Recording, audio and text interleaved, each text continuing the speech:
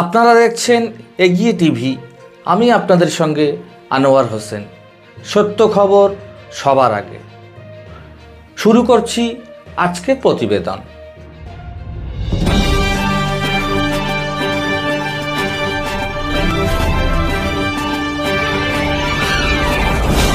দক্ষিণ চব্বিশ পরগনা জেলার বারুইপুর থানার অন্তর্গত শঙ্করপুর ১ নম্বর অঞ্চলের দুটো গ্রাম গাজীরহাট এবং রতনপুর। এই গাজীরহাট এবং রতনপুর নবারুণ সংঘ আর গাজীরহাট ও রতনপুর নিম্ন বুনিয়াদী বিদ্যালয়, এখানকার মাস্টারমশাইরা এবং ক্লাবের সভ্যরা মিলে একটা সাংঘাতিক অনুষ্ঠানের আয়োজন করেছেন।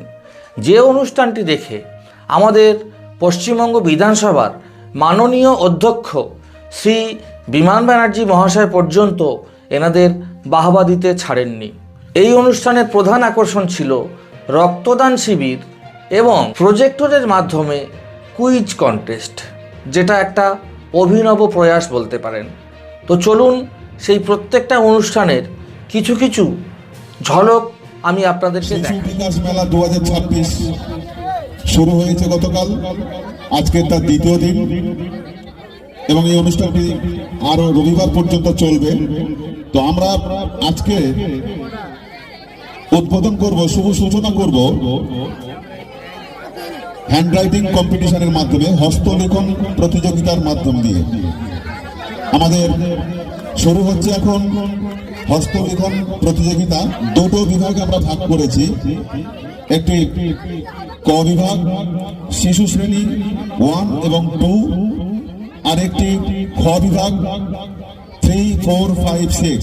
আমার মঞ্চের ডান দিকে আছে ক বিভাগ শিশু শ্রেণী 1 এবং 2, আমার মঞ্চের বাঁ দিকে আছে খ বিভাগ 3, 4, 5, 6। এই দুটো বিভাগে আমরা হ্যান্ডরাইটিং কম্পিটিশন শুরু করব। আমাদের কম্পিটিশন স্টার্ট।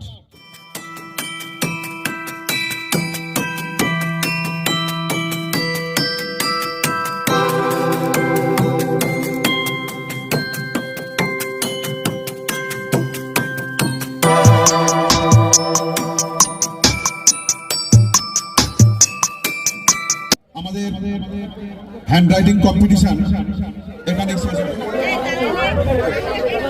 গাজীরহাট রতনপুর নিম্ন বুনিয়াদী বিদ্যালয়ের সহযোগিতায় নবারুণ সংঘের উদ্যোগে যে 5 দিন ব্যাপী শিশু বিকাশ মেলা আয়োজন করা হয়েছিল, আজ তার তৃতীয় দিনে প্রথম প্রতিযোগিতা হিসাবে যেটা ছিল গণিত মেধা, সেটার অনূর্ধ্ব 7 বিভাগটি এখনই শুরু হতে চলেছে।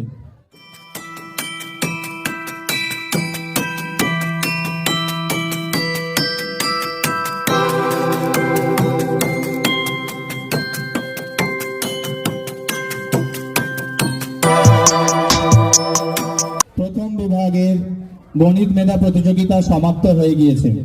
আমাদের এই গাজীরহাট রতনপুর নিম্ন বুনিয়াদী বিদ্যালয়ের ছাত্রীরা এবং ছাত্ররা সবাই মিলে একটা গ্রুপ ড্যান্স করবে। শুরু করো।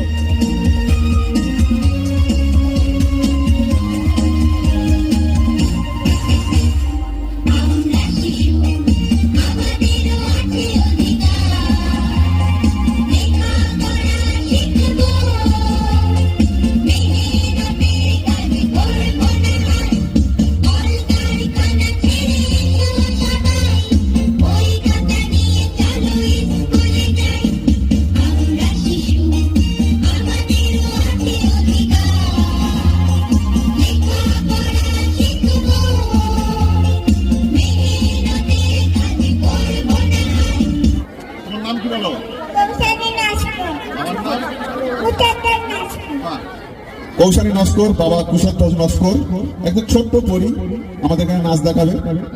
সবাই কিন্তু শেষে হাততালি দিতে হবে। শুরু করো।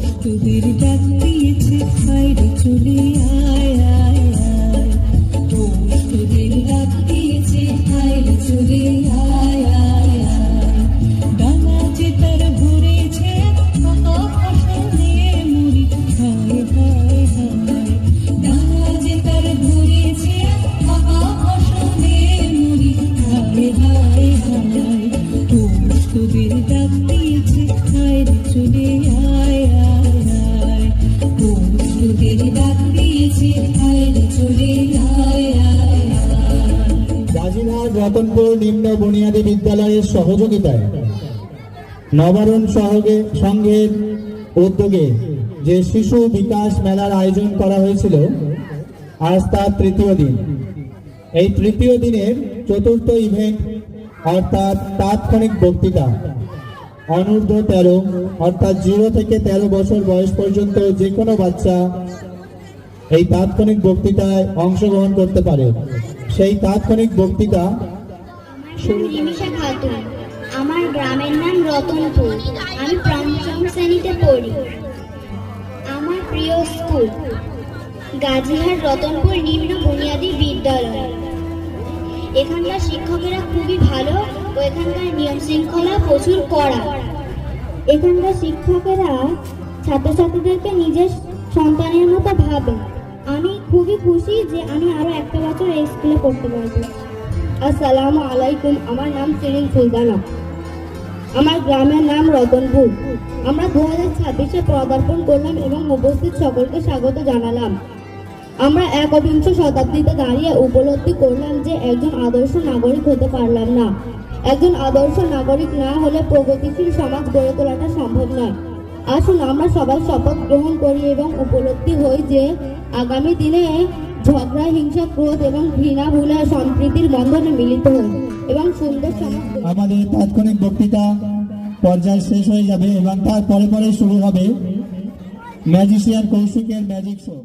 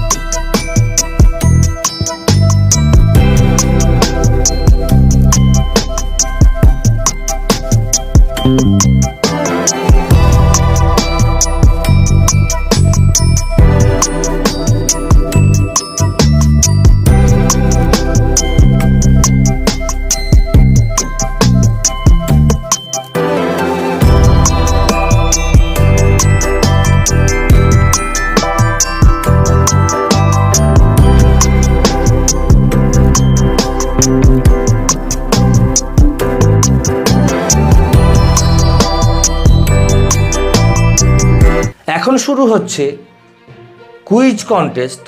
এই কুইজ কন্টেস্টের কুইজ মাস্টার হচ্ছে শ্রী দেবায়ন হালদার মহাশয়।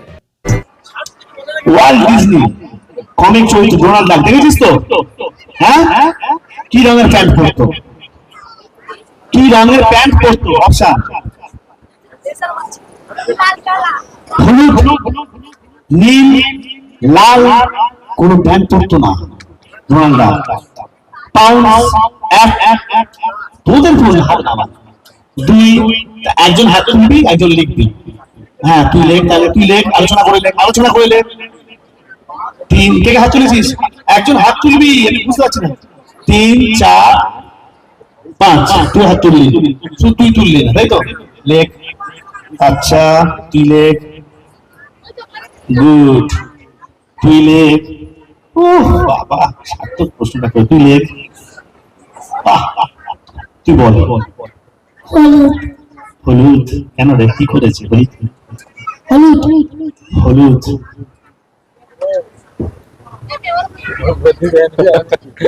দেখা যাক, কোন প্যান্টই করতো না। সব -5, -5, এ বি -5, সি করিসনি, ডি -5, এফ -5, সব -5, কোন প্যান্টই করতো না। হাত তুলে নিই, ওরা বোনাসের চেষ্টা করেছে, হয়নি। আচ্ছা, ছবিতে তুই তাহলে আমার পছন্দ নিয়ে ফেসে গেছে। দেখি আরেকটা কি পছন্দ আছে আমার। 2 নাম্বার ও টিভি টিকা নেওয়া হয় কোন রোগ প্রতিরোধের জন্য? আমি ইচ্ছে করে এই ছবিটা দিয়েছি, কারণ ওই ছবিটা দিলেই না এক্ষুনি বলে দিচ্ছি উত্তরটা। দুজন বসেছিস, উত্তর দিতে হবে। অপশন কলেরা, টাইফয়েড, যক্ষা, পোলিও। দুজন বসেছ, অপশন উত্তর দিতে হবে। দুজন বসেছ, উত্তর দিতে হবে। পাউন্ড এক, মাইনাস খেয়ে আর খুব চান্স নিচ্ছে না। 2, 3, 4, 5। বল বল কলেরা। কি লজ্জা! পোলিও। কি পোলিও? যক্ষা। যক্ষা। এই যাত্রায় ওকে আর কেউ রক্ষা করলো না। কলেরা। টাইফয়েড, যক্ষা। যক্ষা, আর কি বাকি ছিল? সবই হয়ে গেছে। কি হবে? 2 ভূত জিন্দগি কি +5 3 D। 2 ভূত, আমি বলছি 2 ফোঁটা দিয়ে দিলে একটু পোলিও। আচ্ছা ছবিতে কি করে?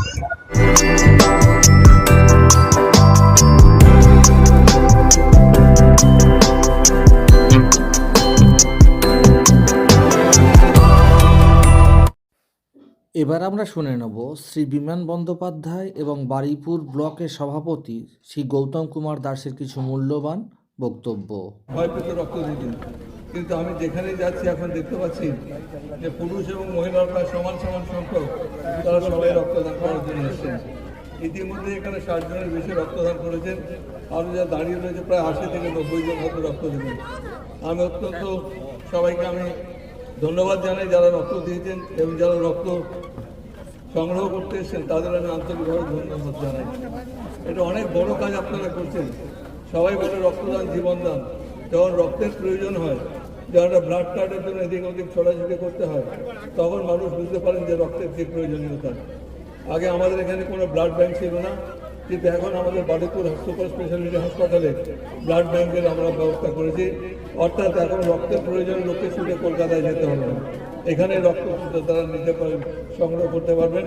রক্তের ব্লাড কার্ড নিয়ে গেলে পরে আপনারা নিজেরা সেই রক্ত প্রয়োজনে ব্যবহার করতে পারবেন।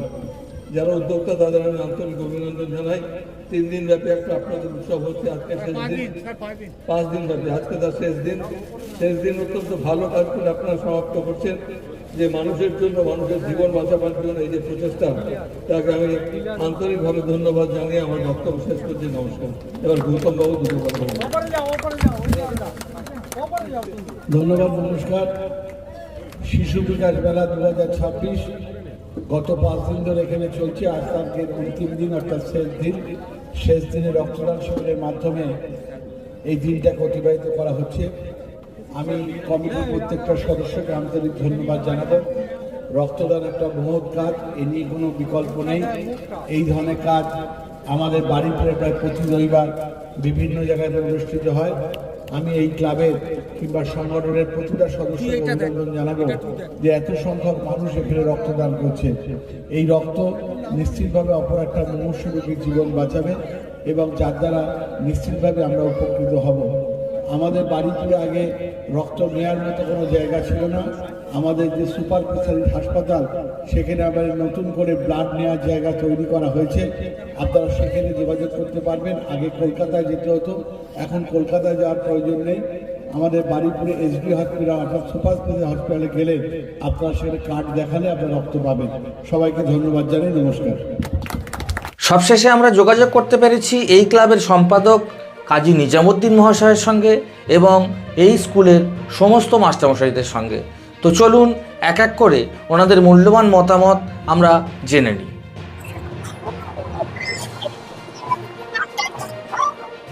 দাদা, আপনার নামটা একটু বলবেন? আমার নাম কাজী নিজামুদ্দিন। আচ্ছা, আপনি নবারুণ সংঘ ক্লাবে কতদিন আগে জয়েন করেছেন? নবারুণ সংঘ ক্লাবে আমি ছোটোবেলার থেকেই যুক্ত ছিলাম এবং আছি, কিন্তু সম্পাদক হিসাবে গত 2 বছর কাজ করছি। তার মধ্যে 1 বছর ছিলাম সহ সম্পাদক, বর্তমানে সম্পাদক হিসেবে কাজ করছি।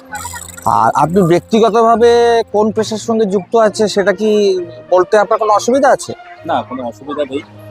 আমি ব্যক্তিগতভাবে ডাইরেক্টর অফ কারেকশন সার্ভিসে আছি, কন্ট্রোলার পদে, যেটা পূর্ববর্তন নাম ছিল ডেপুটি জেলার।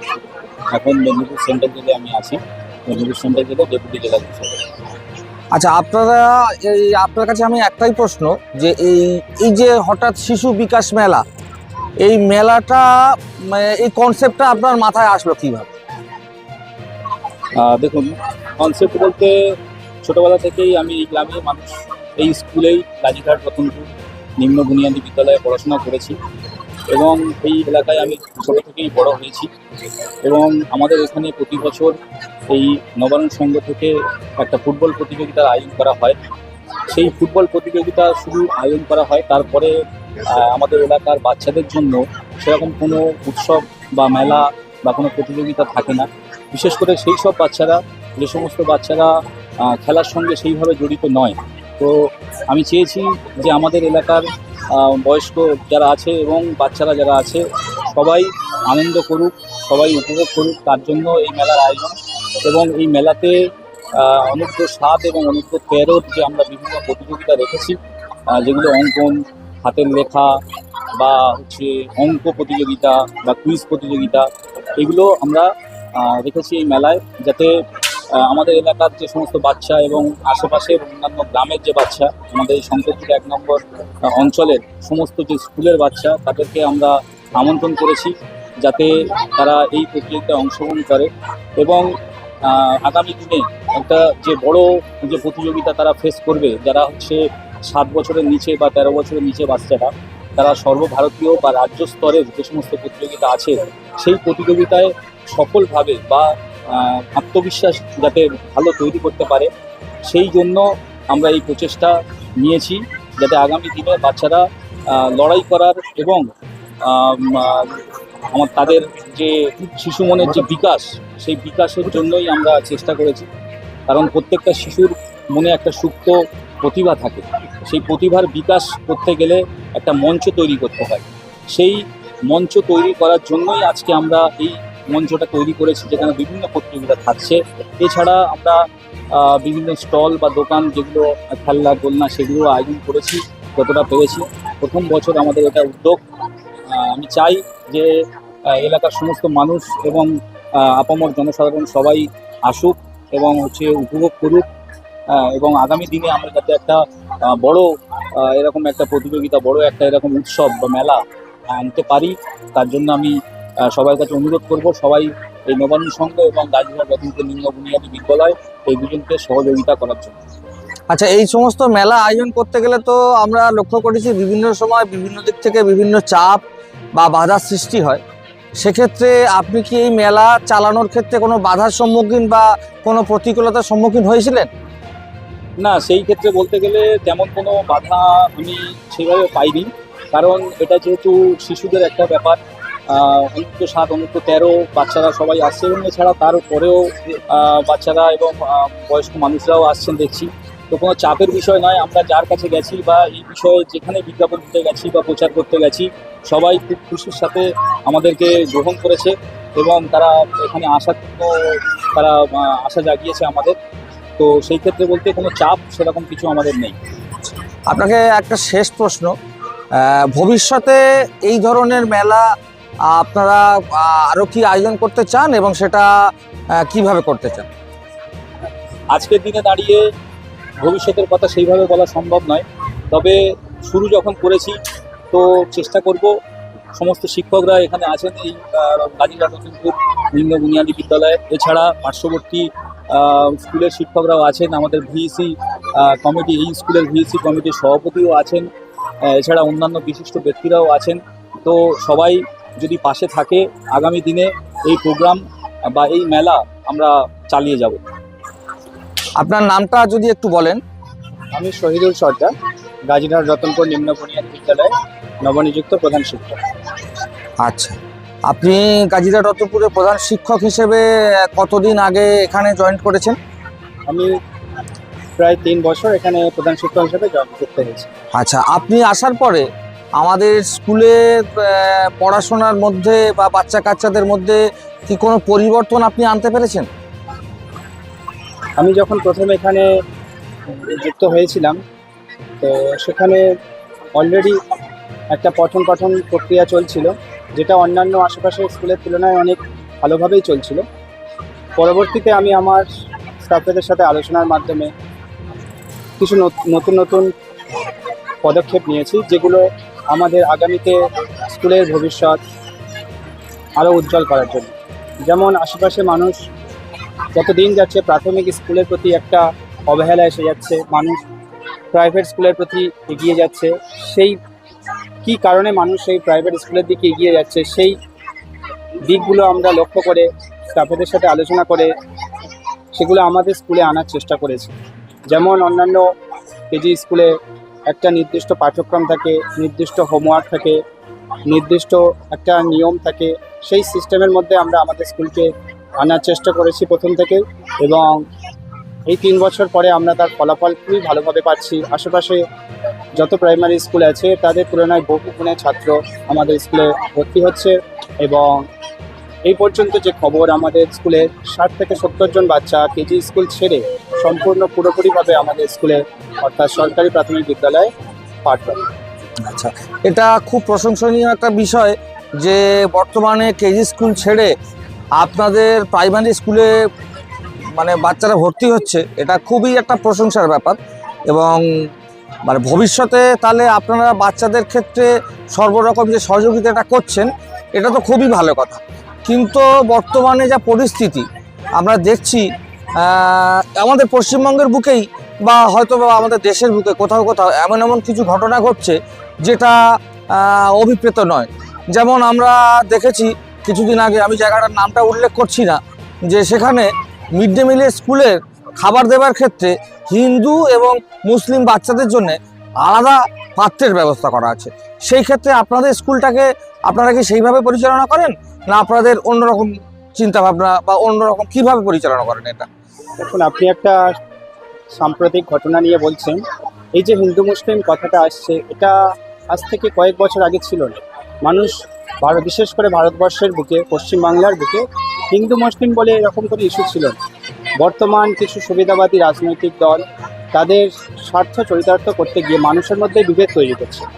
আপনি নিশ্চয়ই লক্ষ্য করবেন আমাদের যে স্কুল, এই স্কুলের নামের মধ্যেই আপনি লক্ষ্য করলে বুঝতে পারবেন যে হিন্দু মুসলিমের ঐক্য এখানে কেমন। এখানে গাজীরহাটের গাজী পরিবারের যেমন মানুষ বসবাস করে, তেমন রতনপুরের অর্থাৎ অন্য ধর্মের মানুষ তারাও এখানে বসবাস করে, এবং তারা সমানভাবে এখানে তাদের যে আরাধ্য বিষয় তারা সম্পূর্ণ স্বাধীনভাবে এখানে পরিচালনা করতে পারে, কোনো রকম বাধা নেই। আমাদের পাশে আমার যেমন বিশ্বজিৎ বাবু আছে অন্য ধর্মের, তেমন আমার পাশে শাহিনুলদা আছে, তিনিও অন্য ধর্মের। আমরা মিলিতভাবে একই প্ল্যাটফর্মে দাঁড়িয়ে সাম্প্রদায়িক সম্প্রীতি বজায় রেখে এখানে পঠন পাঠন থেকে শুরু করে মিড ডে মিল সব কিছু ব্যবস্থা রাখি। আমাদের মিড ডে মিলে যেমন পার্বতী দি আছেন, তেমন আমাদের মিড ডে মিলে খাদিজা দি আছেন। অর্থাৎ কখনো আমি আসার পূর্বে কখনো এরকম ঘটনা হয়েছে বলে আমার কানে আসেনি, আমার আসার পরেও এরকম ঘটনা আসেনি, আগামীতেও আসবে না, এই দৃঢ় বিশ্বাস রয়েছে। কারণ এই কাজীরহাট রতনপুর নিম্ন বুনিয়াদী বিদ্যালয় এটা একটা সাম্প্রদায়িক সম্প্রীতির একটা মেলবন্ধন। দেখেছি এই গাজীরহাট রতনপুর নিম্ন বুনিয়াদী বিদ্যালয়ের ভিসি সভাপতিকে, আমরা ওনার কাছ থেকে কিছু মূল্যবান মতামত জানতে চাইব।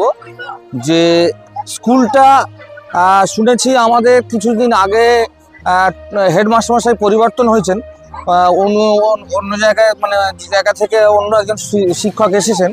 তো এই শিক্ষকগুলো আসার পরে স্কুলটা আগে কেমন চলতো আর এখন কেমন চলছে বলে আপনার মনে হয়?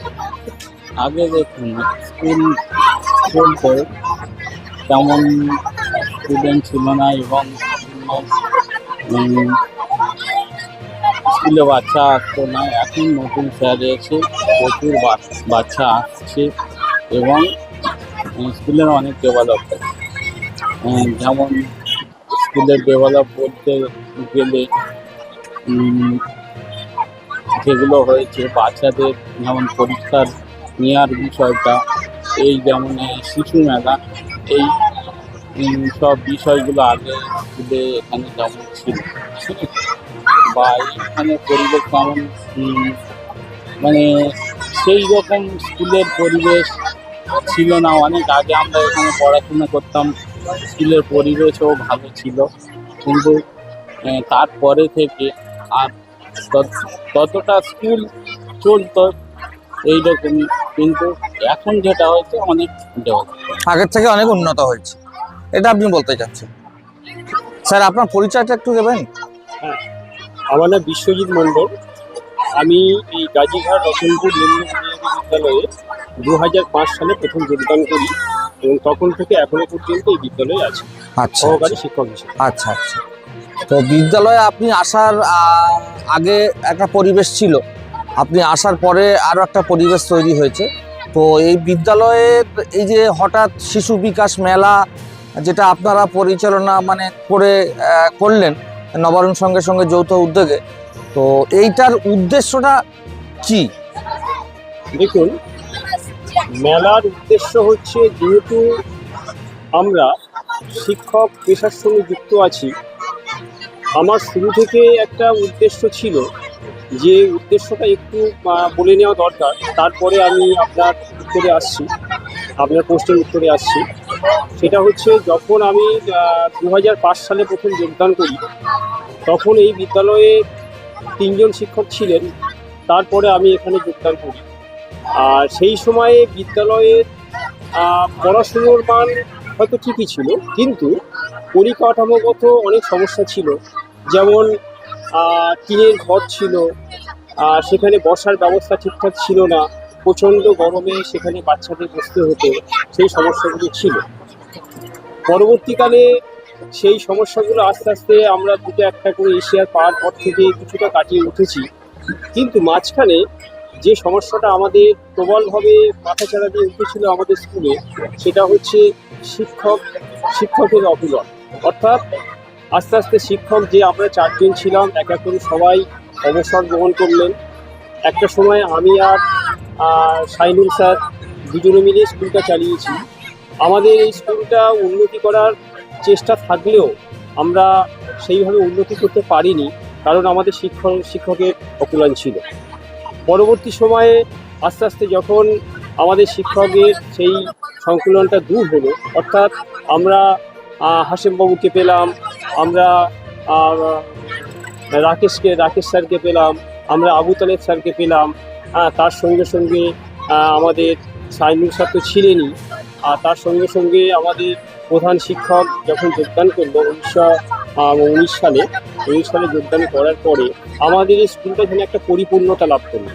মানে আমাদের সবার মধ্যে, শিক্ষকদের মধ্যে একটা যে মেলবন্ধন, আমরা আলোচনার মাধ্যমে সেটা করতাম, এবং কোনো সুবিধা অসুবিধা যাই হোক না কেন, আমরা সেটা কীভাবে স্কুলটাকে উন্নতি করা যায় সেই চেষ্টা আমরা সবাই মিলেই করেছি।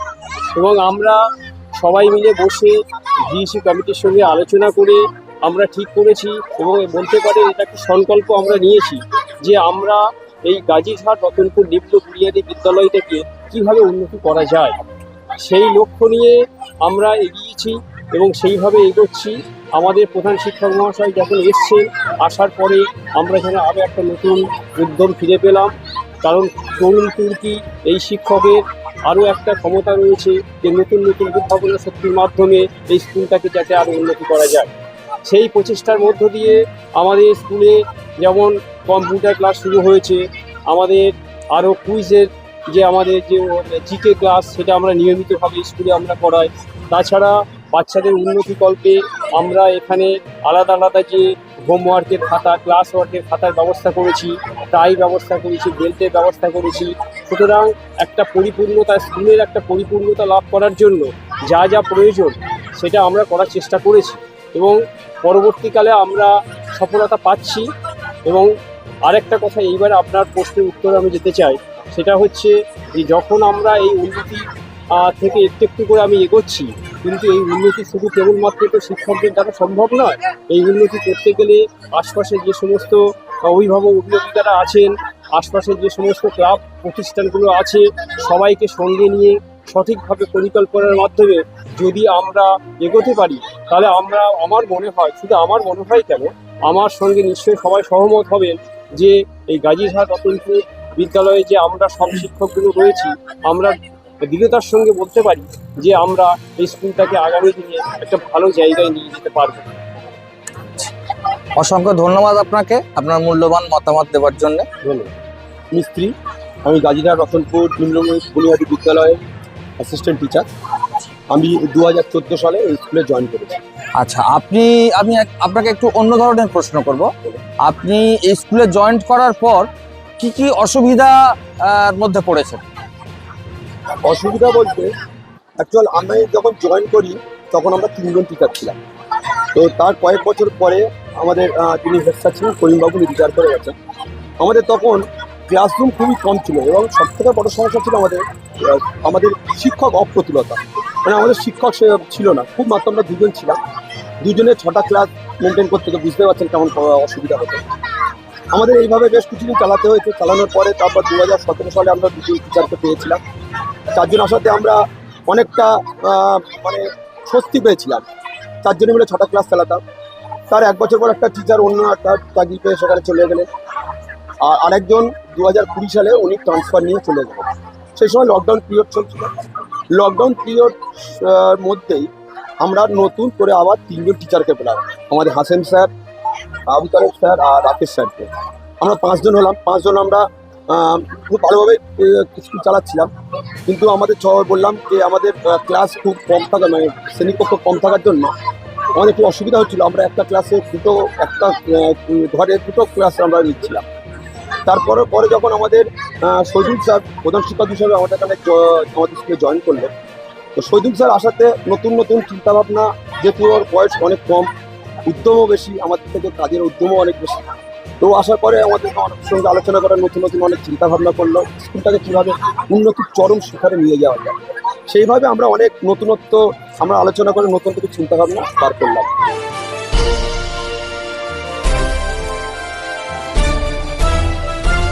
Audio